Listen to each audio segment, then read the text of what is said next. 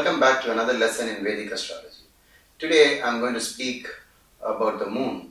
The most interesting aspect of the moon is that the moon is the fastest graha in your horoscope. That is the first thing. It goes through all the 12 signs once in 28 days. This is a unique point about the moon. And another important aspect of the moon is that the moon is not constant.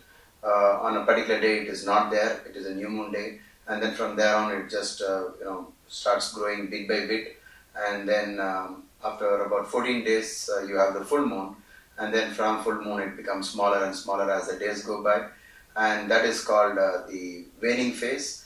The waning phase ends when it reaches the new moon, and then again we have the waxing phase starting all over again. So this makes the moon a unique graha.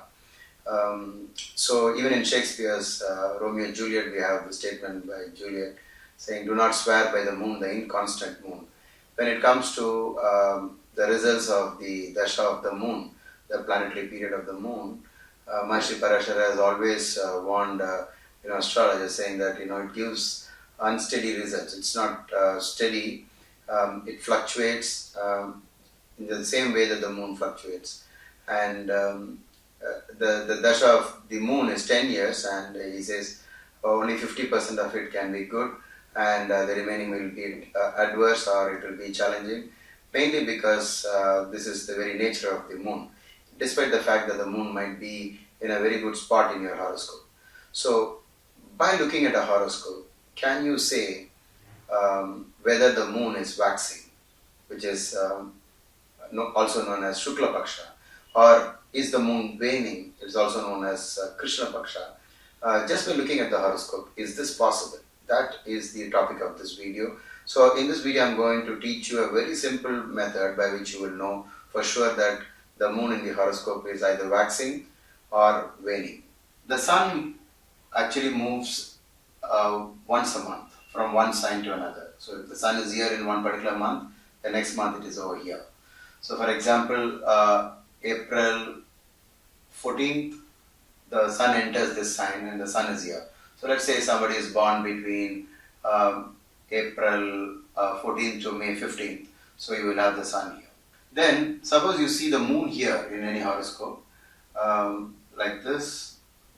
If the moon is here, then this means it is new moon day.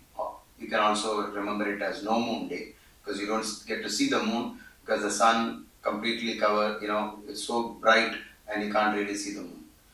And the sun rises and sets along with the moon rising and setting. So that's the reason why you never get to see the moon when they're both together. Now, from here, the moon keeps moving to the next house once in every 2.33 days. So this is the average time it takes. 2.33 days. It keeps shifting and comes here, becomes bigger and bigger and keeps going. When it reaches here, you have the full moon. So when the sun and the moon are opposite to each other, that is the full moon. So this entire path where the moon travels after crossing the sun and then until it reaches the full moon is called Shukla Paksha, or the waxing moon. It keeps increasing. Somewhere over here, just in the middle of this place, it becomes what is called the half moon. This half moon will coincide with Ashtami and Navami. After the moon reaches here, which is a full moon day, the moon will have to travel like this, and as it goes, this path, this particular place, is the waning phase, where it just keeps decreasing until it reaches here. So this part is called waning. The word Krishna means dark, so this is called the dark half.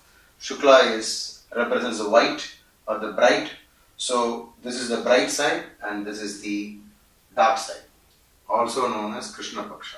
So all you have to do is just find out if the moon has touched the sun, has moved forward into the next sign, until it has reached the 7th sign. So if the moon is anywhere between the place between sun and the 7th house from itself, going clockwise, of course, in the South Indian the South Indian chart.